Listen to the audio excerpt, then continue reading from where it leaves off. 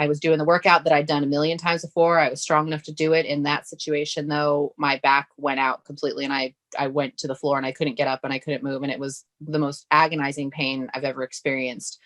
Couldn't walk. I couldn't get up. And my husband, not now husband, picked me up and pretty much carried me to the truck, and we went to the hospital, and I had a bunch of shots and a bunch of pain medication that made me sick. And we went through that, and nothing was making it better. And so from 2017, March of 2017 until this year, I've been in some form of ongoing back pain. It made me stop working out.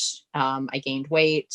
I didn't feel good about my appearance. And then it just got worse and worse. And as I've gone through all this, I realized kind of before I started that it was getting into a healthy relationship, a stable, healthy, trusting, supportive relationship that actually made me feel my worst, which didn't seem to make sense at first. But now that I look at it, it's because I felt, for the first time in almost 40 years of life, I felt safe enough with someone to know that I could be whoever I needed to be. I could go through whatever I needed to go through, and I wouldn't be alone. And that's when all of this stuff came to a head. And so I was also in a difficult job, and I left that job in the beginning of this year. And I thought, well, leaving the job, a little time to purge the stress out, that should be enough. And it wasn't enough. And I kept struggling, and it kept getting worse instead of getting better. And I thought, what is going on? I can't keep doing this. I was seeing chiropractors. I've seen medical doctors. I've had x-rays. I've had MRIs. I've had it all. And they're all like, yeah, we can't really see a problem. We don't really see what's wrong with you. And it didn't make sense because I was experiencing excruciating pain that it felt like to me someone had to figure it out, but it wasn't working. And then I'm always looking for answers. I'm always researching. And I joined a new group on Facebook that was about, high vibe living. It was about, and it was a positive group of people. I was excited about it. And someone commented on there about experiencing ongoing chronic back pain and what can I do about that? And Kai Ashley had commented, I heal back pain. I have 100% success rate. And I was like, yeah, right. Okay. And so she said, message me if you want information. So I was one of those that said, okay, fine, I'll bite. I've tried everything else. Fine. You're 100% success rate. Sure. Let's see about that. And so you sent me the video, and I watched it by myself. Everybody was gone. It was like 15 minutes. And it was like, I watched, I was like, this is weird as hell. I can't even do this at home. Nobody's here. And I feel so dumb with this tapping and yawning and making noise thing. I'm like, I can't do this. This is weird. But something in me said, you got nothing to lose. Literally you've tried everything else. Why not try this thing? And so I did the whole 15-minute tapping exercise, and I thought, well, I'll give it a shot. So I messaged Kai about joining the case study, and I did. And we're 6 months in. And after that first session, I felt less pain. After the first round of 3 sessions we did, I definitely knew something was shifting and I was getting better. And we've done, I think, 3 rounds of 3 sessions now, I think. And in that 6-month period. And I know that I've made a lot of progress and a lot of change. When I sit down and try to quantify it, it's hard because I have put together all the things that I've done in that time frame. But really, I think the most transformative process for me was going through the heart and soul healing sessions, which at first I really thought were like, there's no way. And she's not lying. I really loved how I think it was just after 3 or 4 sessions, you told me that you'd started back at yoga again. And I think before you weren't able to do yoga. Mm-hmm. There was a lot of things. I wasn't able to do most things physically because there was a pain in my lower left hip, kind of like right in my, like the pelvic region. It just prevented me from doing a lot of things. I didn't lift things. I didn't do a lot of things physically anymore because I really felt like I couldn't do them. I physically felt like I couldn't do them. And I kept thinking to myself, I am too young to feel this old. I felt like an 80-year-old person trapped in a 40-year-old body. And I thought, I can't do this. I can't live like this. I also wasn't sleeping. That was another big thing that shifted for me. I wasn't sleeping. I started having trouble sleeping in about August of 2019. Mm-hmm. And before that, I was like, I would be asleep within 17 seconds. I laid my head down on a pillow and I'd start to count to see how long it took. And I could never even get to 17 before I was asleep. And I would sleep through the night until my alarm went off until about August of 2019. And then that shifted. And so I feel like all the way along, my body was giving me signals. Like I just didn't know what they were. I didn't know that they were trying to communicate something else to me. And I've since learned that pain and those feelings and the lack of sleep was all driven by unmanaged, unfelt feelings trapped in my body that I didn't know about. I knew that I didn't really feel my feelings, but I didn't realize that they could do what they were doing in my physical body. I would, in my mind, I pictured, oh, there's a feeling, there's something happening. Let me take a box and open it up and throw it in there, not put a label on it and throw it up on a shelf. And so I had rows and rows and rows of shelves of boxes, unlabeled boxes in my head that were like, that's what we do. That's where they go. All of it, whether it was my feelings, someone else's feelings, I was just holding on to a lot of feeling. And this year, the year of between 2020 and 2021, those boxes started rattling, and then they started falling off the shelf and busting open. And I think that all those feelings just then started flooding, and I had no idea what they were because they had no names, and they just were taking their toll. Yeah. Yeah. And so I know this sort of sounds like a bit of an obvious question, but could you talk a little bit about how your back pain was before compared to how it is now? Well, every day when I woke up for several months, I had to do a series of just stretches just to be able to physically get out of bed. I set my alarm, or I wake up at least a good 30 minutes before I even have to get out of my bed, because I had to do stretches and whatnot to feel like I could move, to make my body like physically move, because it was so sore. And now I don't feel that anymore. And when I do notice, oh, I feel a little pain in this hip or that hip or this spot in the middle of my back, and I go, oh, wait a minute, that means something. What does that mean?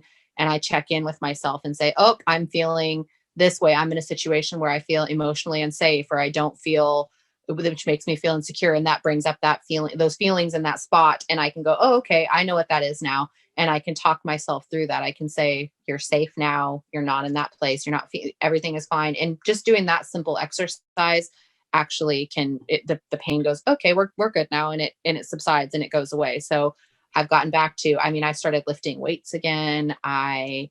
Which I was not doing before. I can do squats again, which before I was like, nope, I can't do that, because that's what I did when I was injured the first time in 2017. I was doing a squat. And so the thought of doing a squat, I was terrified. I was like, oh, nope, can't do that. I can't do that.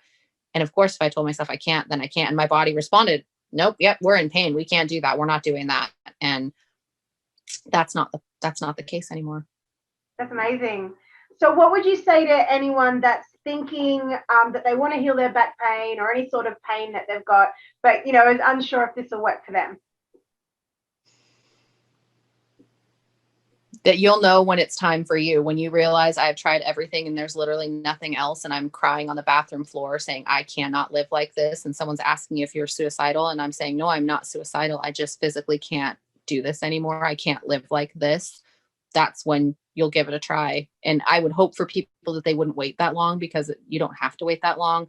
I talk to people now who are like, oh, I just am in this pain. I've had this pain. And I'm like, well, one thing I've learned in my process is that chronic ongoing pain is often, I can't say that it's always, because I don't want to minimize people who deal with really significant issues, and I'm in no position to say that, but that it very likely could be emotions trapped in the body that you're not learning that, and you have to learn how to feel those. And when you learn how to feel those, then you'll start to heal the rest of yourself.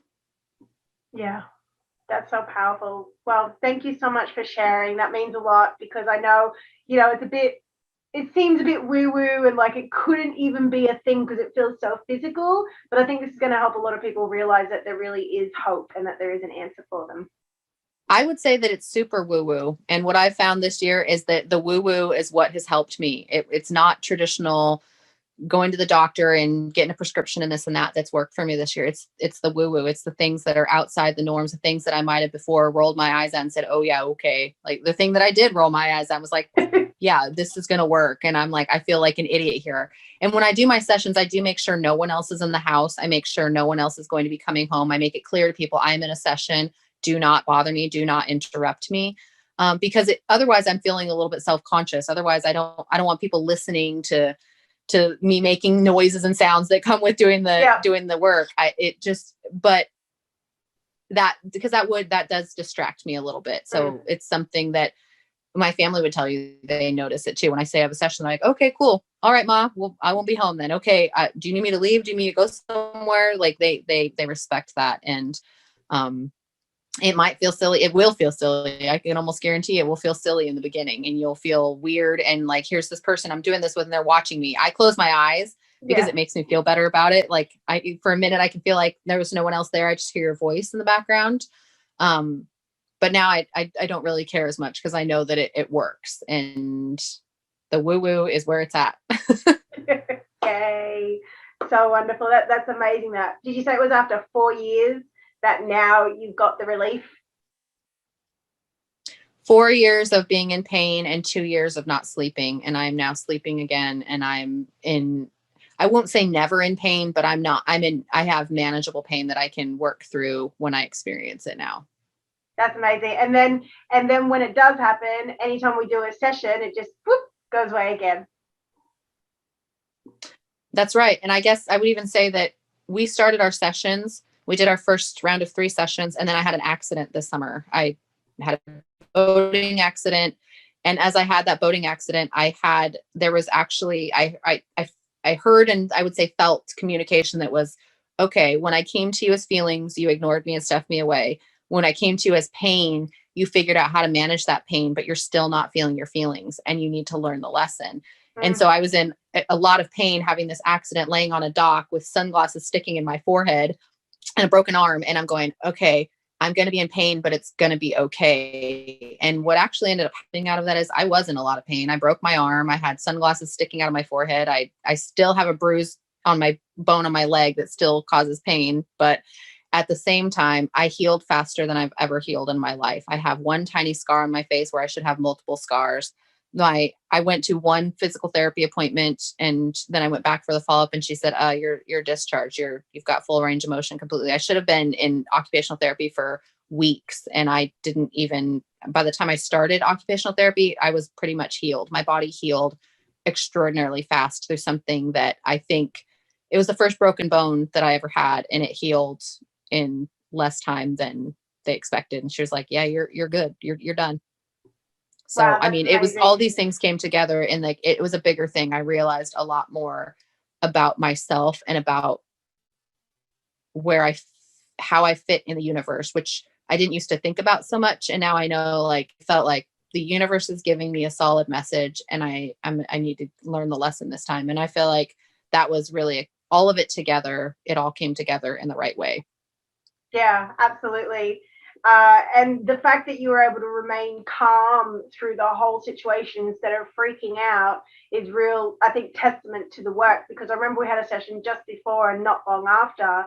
And for someone that had just been through that, you were in such a good place, able to actually see the message that it was giving you instead of freaking out. So I thought that was really amazing. Yeah.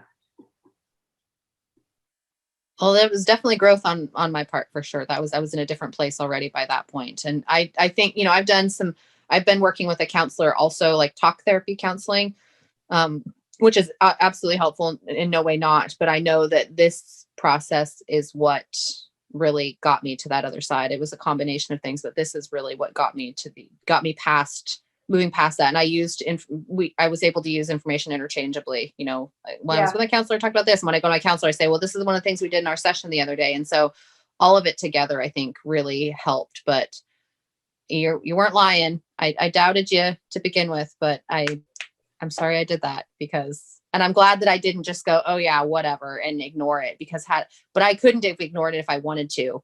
When you wrote that message there, I was drawn. I said, no, okay, something has to work. Something has to change. Because I was really at that point where I cannot physically do this anymore, and I don't have to now. I love it. Great. Rikki, thank you so much. Thanks for sharing. You can press them.